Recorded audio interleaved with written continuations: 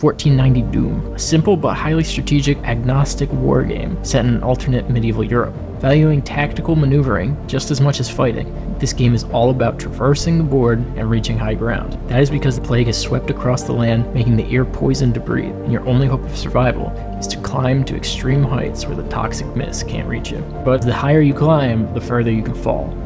But the very best thing about this game, you only need 3 miniatures aside to be able to start playing. Bauer Games, the company behind 1490 Doom, suggests that you use any miniature you want, and that they don't have to match the rulebook artwork. Which is a good thing, but come on, look at this concept art. I want a mini of this weird diving bell bobble-headed guy, or this massive dude with a friggin' log for a weapon. So in this episode, I will be kitbashing a miniature from each class that looks as close to the rulebook as possible. Come with me as I plummet from the peak of my pile of potential and into the depths of my bit box, and explore the world of 1490 Doom.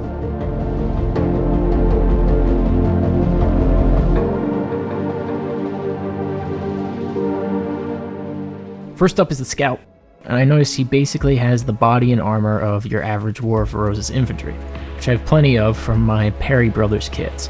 To get the relaxed sword arm and hand on belt buckle, I chopped off the bow from Perry arm and replaced it with a Victrix Viking hand, holding a sword. The same is done on the other arm, but the horn is replaced with a gun hand. The trigger finger will make it look like he is resting his hand on his belt. Then, using a Stargrave crew sprue, I look for backpacks and pouches and anything that could be used to make a respirator. The pouches on the back were filed down, and a canteen was glued on top.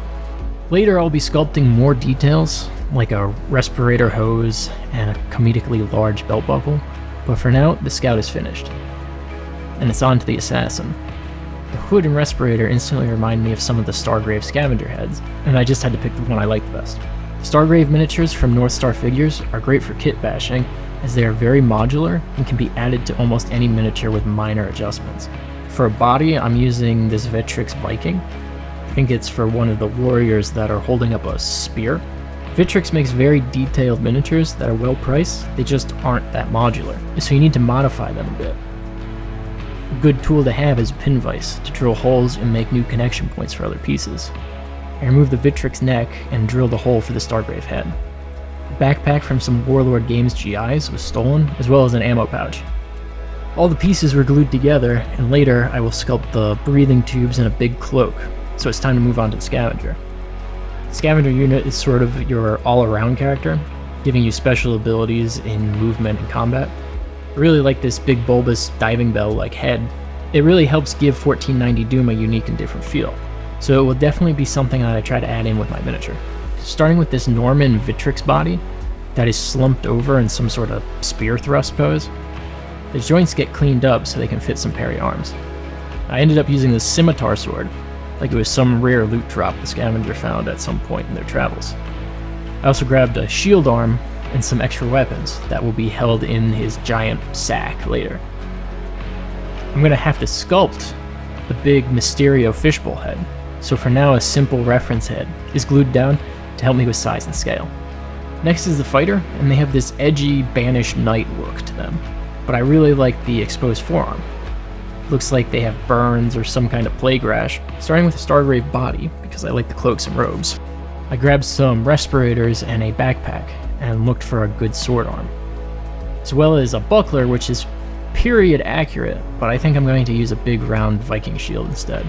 The pouches on the Stargrave body are removed and filed to make room for the respirator, and a parry head is glued on. I don't have any arms without armor or sleeves, so I had to carefully carve away this Viking's clothing to sculpt the bare forearm. I tried to keep some mass on the forearm while removing more on the wrist. I was pretty happy with how this turned out, and it made me realize I hated the Stargrave body, so I removed everything and started over with a Victrix body covered in chainmail. I'll sand away the chainmail and sculpt the Gambleson on the fighter, so I'll leave his shield, backpack, and other arm detached for now. After the fighter is the brute. This guy has giant arms, a stovepipe chimney on his helmet, and a tree trunk for a weapon. The body and head were easily picked out, but I needed some massive arms. So I rummaged through my bit box and found some old jungle fighter arms. These howitzers are ridiculous, but should fit well with the brute's body. The pouch just had to be removed, and I had an old flamethrower tank that I cut the skulls off of. The right arm wasn't really lining up correctly, so it was cut at the wrist, twisted, and glued back on. Still doesn't look right to me. What's the matter? But I'll make changes while I'm sculpting. The sixth and final class is the warrior priest. This guy's got a mitre hat like the Pope or a bishop. This is the support class and the only one that can heal other units, so I want to keep a hand open like his picture. Some of the parry foot knights came with this long dress body that I was like, I'll never use these, and made kind of like a joke army for my feudal game. But now I'm wishing I had more, but I don't, so it'll have to be sculpted, and this body was the closest I could get. From some cavalry sprues, I grabbed these baggy arms that will hopefully look like robes, and I happened across this bowman's hand. It reminded me of all those old Renaissance paintings of Jesus throwing up deuces. I guess it represents the Trinity or something. So I clipped it out, cut off the hand, and glued it to the robes.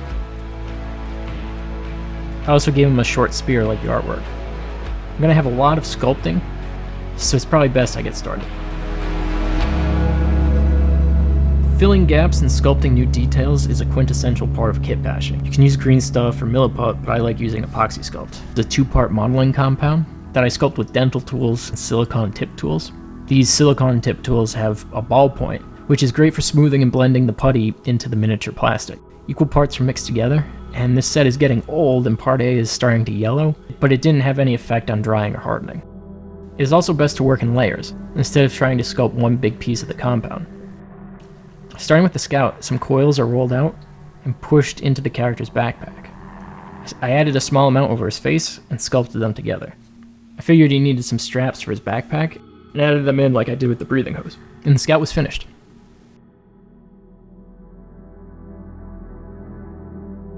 After that was the assassin. Some epoxy sculpt was flattened out. I wasn't worried about it sticking to the paper, since the tearing will create a tattered, raggedy look. 1490 Doom, the assassin has the ability to not be targeted until after they have attacked, so his cloak needs to be big, like camouflage or a Lord of the Rings elven cloak. Flattened pieces of putty are pressed together until I get a shape I like, then it's set aside to dry. Next up is the scavenger. I take a big piece of epoxy sculpt and press it into this tadpole-like shape for his big bag of weapons. It gets pressed into the miniature's back and blended into his hand. Then I press all the loose weapons into the compound so that it will look like they're hanging out. Then another piece of putty is added to the edge to be the flap of the weapon sack. I would not recommend this, but I was running out of time, and to give the sack some texture, I pressed the epoxy sculpt into my jeans. After some smoothing, the guide head could be removed, and the fishbowl head could be made. A ball is rolled out in my hand and pressed into the body's neck hole. Before everything dried, some imperfections were pressed into the dome. I was trying to give him the Boba Fett helmet dent. The fighter's gambeson was made from small flat pieces of epoxy sculpt, and the backpack was pressed in. I just broke his tunic up into small pieces and worked at creating wrinkles and folds with my ballpoint tool. As the material dried, I could flatten out some of the higher parts by sawing away at it with my X-Acto knife. I'll have to come back to this one as I wait for everything to dry. After having some time to look at the constructed brute, I realized why I didn't like it. My boy needed some pecs to match those howitzer arms, so we sent him to the gym and sculpted on some gains. And that's what we call the pump. The new bulk had to be blended into the upper body, and the leather pattern had to be continued with an X-Acto knife. It's time to get the first layer of epoxy sculpt on the warrior priest. The bottom of his robe was pressed on and flattened out, so it looked less like a hula dress. Then the mitre hat will be sculpted from a big gob of material. Starting at the bottom and trying to keep as much of the lower neck as possible to give the helmet contours that would be hard to sculpt. The cross was cut into the face of the helmet, and the area between the sleeves was blended in. I wanted to hide the seam between the breastplate and the skirt, so I gave him this rope belt. After waiting a few hours, I could start my second layer of epoxy sculpt. I started by adding a Stargrave bit to the assassin's backpack to make his respirator. Then I could roll out some coils for the breathing tubes that ran from the backpack to his face mask. The finishing touches were some holes drilled into the cloak, and the assassin was complete.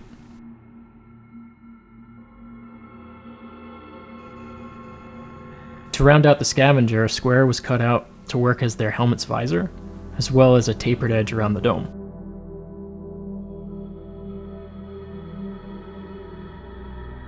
The X-Acto blade was used to file down or straighten out the fighter's gambeson. I then coiled up a strap for his breathing apparatus. Brute had his visor cloth added in and some fringed cuffs to his leather vest. I slightly poke and pull at the epoxy sculpt to give the cuffs a fur texture. This adds to the barbarian look while also blending the massive arms into the newly sculpted torso. The warrior priest's helmet was sharpened with the X-Acto blade. Some holes were drilled into his robe to make him a little grosser looking. I didn't give him a breathing unit because I imagine there's something going on in that helmet, like a plague doctor. Starting my third layer of epoxy sculpt, I joined the fighter's breathing tube to his respirator strap and cut out a square for the helmet's viewing window. The last part was to sculpt some details for the hoses and glue the arms on. I did ultimately do the buckler for his shield because it kept the fighter lean and wiry. Finishing up the brute involved filing down his visor cover and giving him his club weapon. To do this, I grabbed a paper clip and heated up the tip of my needle tool. Stabbing the plastic with the hot needle tip makes a hole in the miniature's hand. A few pokes and the hole was wide enough for the paper clip to slide through. The wire will be my guide when sculpting the long club to make sure it is straight. I also drilled a hole in the back of the brute's helmet and used another piece of the paper clip to make the stovepipe chimney exhaust. I really didn't like the tubes on the flamethrower tanks, so I cut those off. The paperclip wire was loaded up with pieces of epoxy sculpt and blended together with the ballpoint. The end was flattened out to look like it was cut by a saw, and a tiny branch was added on. I pushed a wood grain bark texture into the putty with the dentist tools. I think the last minute adjustments saved this guy from looking pretty dumb.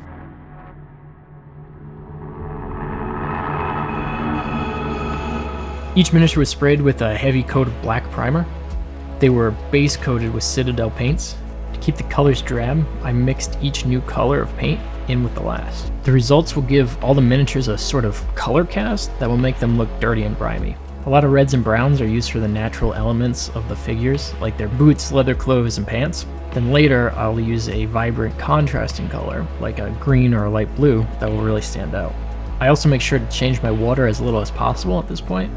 That will also make the miniatures look pretty dirty and gross. After base coating, they get covered mostly in Agrax Earthshade, but the skin and some armor get Reclin Flesh and Null and Oil. When the paint was dry, I could base them. Now at this point, I had recorded my voiceover on Monday, October 7th, same day the final rules for 1490 Doom came out. And as excited as I was to find out a new class was added, Saboteur, I realized I had a whole additional miniature I had to make. So instead of re-editing my entire video, I used all the skills, techniques, and parts to build this guy. Then primed him black and painted him just like everyone else. Okay, now back to basing. Black tile grout was mixed together with a spoonful of dirt and very small rocks, then mixed with some watered down PVA glue and spread out over their bases. Then some small sticks and dead looking grass tufts from the armor painter were added in to give everything that apocalyptic dead look. Now that they all have been based, these minis can be shown off.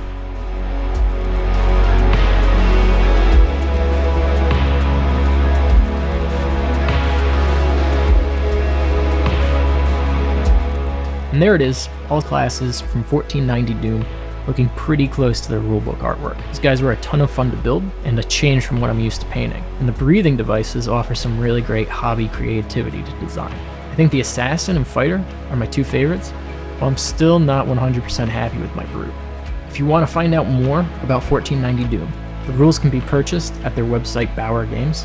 They also have a cool YouTube channel with lore videos, if you're into that kind of thing. Also be on the lookout because in the near future I'll be doing an overview/cinematic battle report.